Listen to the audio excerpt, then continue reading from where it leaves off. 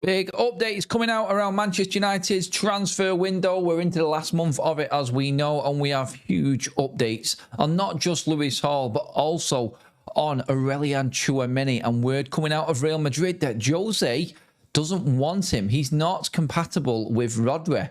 This was the kind of thing we were hoping would happen. If this is the case, there is serious movement coming. We've just seen Manchester United win their second pre-season game of the summer, beating Atletico Madrid 2-1, 2 goals from Brian Mbeumo. And off the pitch, it looks like a big momentum again. United looking comfortable on it, and confident is the word going around off it. Lewis Hall and talks planned with Newcastle. This is the first indication of a move being made by United towards Newcastle. Now, we've had all of the talk through the agent side of things, through the player side of things, be open to Manchester United.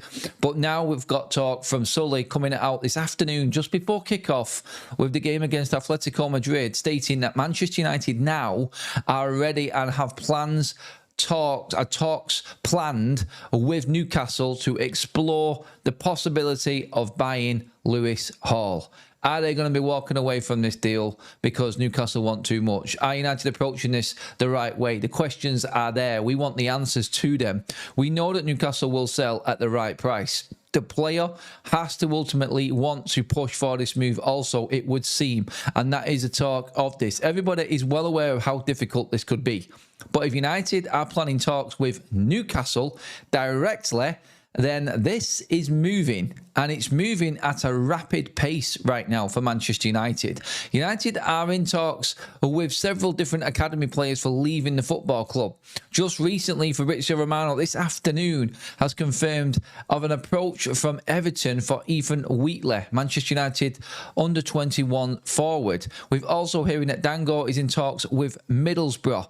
Harry Mas is up for sale. Toby Collier also out of the door. Altay Bayindir looking like he is going to be heading out to Celta Vigo on loan. What will Man United make out of them deals? Any money at all is going to go towards United going for Lewis Hall. I think that is where we're at right now with that one. But just to go over the latest again on Lewis Hall, it is getting very, very interesting. In fact, I will just read out exactly what's been said in this latest update on Lewis Hall right now. And this has come from Sully. Manchester United have planned talks with Newcastle United to explore the possibility of Lewis Hall. Contact with his camp has already took place. 21-year-old, admired at all levels internally and clear #1 left-back target. United acknowledge it's a difficult deal to do. There was another news story also come out earlier on this afternoon as well, stating, and that bit of information has been obviously backed up by every other journalist now on this Lewis Hall situation.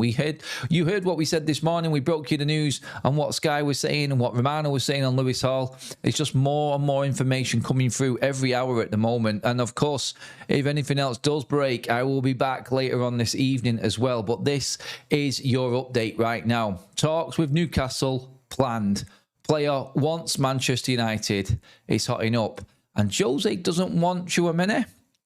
I think United should be the first at the door and trying to get him signed up as well. And what a pair of signings that would be. Wow, this window could turn around. It could also all fall flat on its face because these deals are far from done yet and there's a lot more work to do. But that's your latest updates. As Vinícius Jr to Arsenal apparently gets very close indeed. What are your thoughts on this? We're going to delve straight into the breaking news last night, as personal terms with Vinícius Jr and Arsenal are apparently not a problem but are at Real Madrid. Is it moving closer? Also, what I believe, and I spoke about this to you yesterday, I believe this is the biggest sham in recent Premier League history. The way they have dealt with Chelsea, they're now saying there was no sporting advantage for Chelsea paying agents extra to make them go to their club. Well, I tell you what, I wouldn't be surprised if Man City are going to get points added on when they come to their punishment, because this is not a good sign. Not a good sign at all. Football in the mud. Absolute disgrace. But let's talk about Arsenal first. I don't think this would be a disgrace. So this came in last night. Now, we're still waiting on a David Ornstein or a Fabrizio Romano to confirm anything. And I must say, 12 hours on, they've said nothing. So maybe take this with a pinch of salt. This is apparently a very good source around Arsenal. They're called Hand of Arsenal. on social media, and they say Arsenal Football Club have personal terms agreed in principle with Vinícius Jr. Rock Nation will go armed into negotiations with Real Madrid with a monstrous offer from the English champions. Over to you, Vinny J. Let's see what happens. So basically what they're saying is that Arsenal have put on the table an absolutely massive financial package to Vinícius Jr. if he signs for Arsenal. So Vinícius Jr. can now take that to Real Madrid and say, my package with Arsenal is maybe 20, 25 million.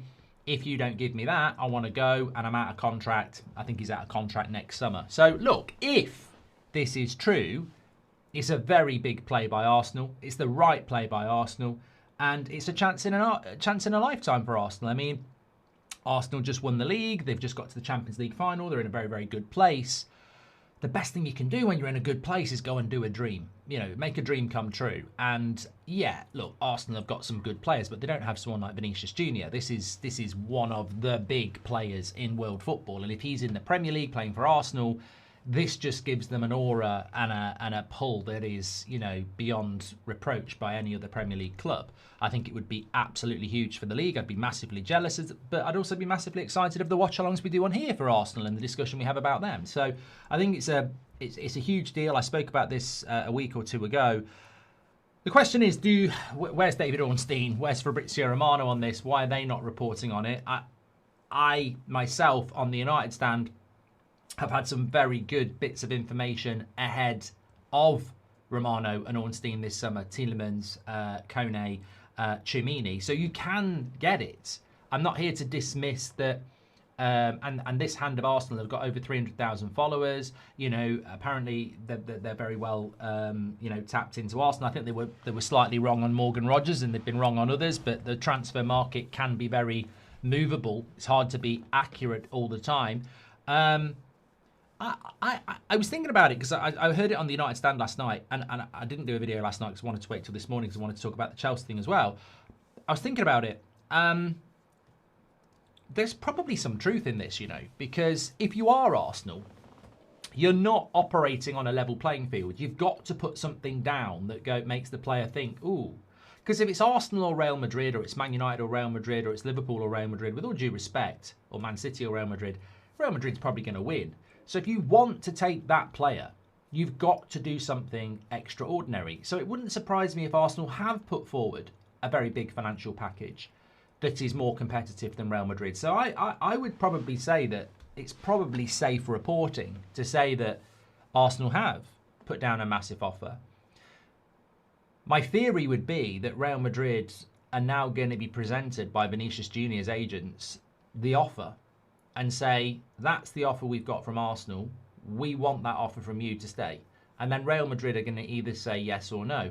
If they say no, then it's probably the beginning of the end. If they say yes, Vinícius Jr. gets what he wants. And it could be a bargaining. You know, maybe Vinny doesn't want to leave Real Madrid. Maybe he doesn't want to leave Real Madrid. Maybe this is like the whole 5 strands of a transfer where strand 3 is use Arsenal to get a better contract at Real Madrid. It could be that.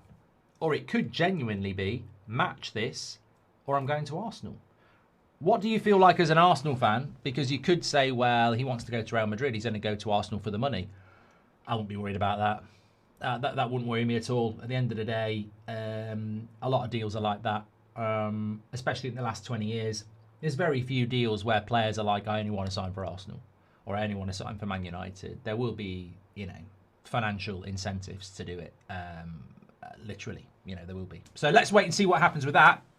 Talking about financial incentives, is there a better segue into what we were talking about yesterday? So Chelsea have got away with points deductions. They've been given a pitiful £10 million fine. And the Premier League are basically saying that although Chelsea are guilty of paying numerous agents extras to make those players come to Chelsea, players such as Willian, who was going to go to Spurs, Hazard, who was talking to Man City and Man United.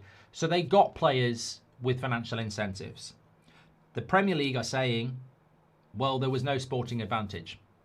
Have you ever heard such nonsense in all your life? There was no sporting advantage to Chelsea buying football players by using extras to get them to their club.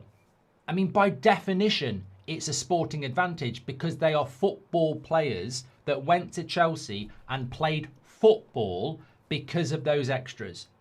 I don't know who the Premier League think they're speaking to, but the arrogance is off the scale. You cannot just put it out there that there was no sporting advantage to these deals. They're football players. You could argue that there's a sporting advantage if they recruited an accountant to be Chelsea's accountant because they're still involved in football. But no sporting advantage when you're literally getting... But let's put it like this, right? Instead of going to Man City, Erling Haaland comes to Manchester United. 10 years later, Man United are sold, and because their books are being scrutinised, United find something and go, they're going to find it anyway, so let's tell the Premier League. Look, we're telling you something that you don't know, because you probably find out anyway. We're telling you what, so you'd let us off lightly. And then the Premier League say, well, you bought, you did buy Erling Haaland, and you did spend extra on his wage, on his agent fees to make him come to you and not Man City. And he has won numerous Premier League golden boots, and you've won a couple of Premier League titles. But we can't really see a sporting advantage to that. That's how stupid it is. You buy a player that literally scores goals and helps you win titles, but there's no sporting advantage. And I'm talking about Eden Hazard. There are other players that Chelsea did this with. Willian's one of them. But to say there's no sporting advantage, they bought him for, I think, 30 and sold him for 80. So they've made £50 million profit, which has then gone into buying more players, which is more advantage. He also was arguably one of the best players in the Premier League at that time, and they won a couple of Premier League titles. How is there no sporting advantage? What type of moron do you think you're trying to tell that to? It's disgusting. And you know what? You know why it's disgusting? Is because the way Everton have been treated and other clubs, and the way Chelsea have been treated is completely different. And also, if you're Man City, you're probably sat there going, this is very interesting. Chelsea paid backhanders to get people like Eden Hazard, and the Premier League have not done a points deduction and said there's no sporting advantage. Even if we get found guilty, what are we getting found guilty of? Things like inflating our sponsorship so we could buy more players. Well, is that not the same as paying backhanders to get players? And they didn't get points deduction. So I think the Premier League are absolutely terrible at what they do, and I think this is an embarrassing stain on the game. And I know people are talking about Infantino, but charity begins at home. The Premier League has just gone and shat out one of the worst decisions in their history. To say that it's not a sporting advantage to pay backhanders to agents to get players to come to your club who you make profit on and helps you win titles is an absolute joke. And there needs to be a bigger conversation about this. As for Chelsea self-reported, well, the pinned comment last night's absolutely spot on. If you commit a murder and then 10 years, the police don't know you did it, and then 10 years later you turn up at a police station and say, that crime you never solved, it was me. They're not going to go, oh, you know what? Just thanks for letting us know. We'll let the family know. They'll just be happy with that. They'll be happy that they know who did it. You go home and enjoy your life. You're going to fucking prison. You're going to prison because you committed murder, regardless of whether you self-report or not. The whole thing's a joke. Fair play to Chelsea. You got away with it. But you know what? I have a theory. This is theory. Everything else I've just been talking to you is facts. It's a joke that they think there's no sporting advantage. It's laughable how thick. And this is what bothers me about people in power. Politicians, FIFA, UEFA, the Premier League. Is they're so arrogant and they can get away with what they want. But they'll even put out shit like there's no sporting advantage to signing Eden Hazard. Yeah. I have a theory. The only explanation I can think of for the Premier League being so incompetent is that everybody's been doing it.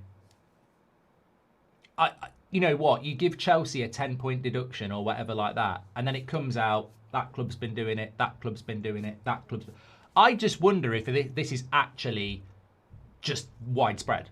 And Chelsea have self-reported, and now it's out in the public domain, but a load of other clubs are going, oh, fucking hell.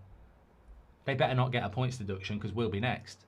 you know, you could literally imagine the amount of people know that that club's done it, that club's done it, and then it's a mess. So, I mean, that's just a wild theory, but, you know, maybe that's something to it. But let me know what you think in the comment section below, everybody. Of course, make sure you pop a like on the video and get your comments in alongside subscribing if you want to stay up to date with everything going on here around Manchester United. Thanks for watching, everybody. I'll catch you in the next update.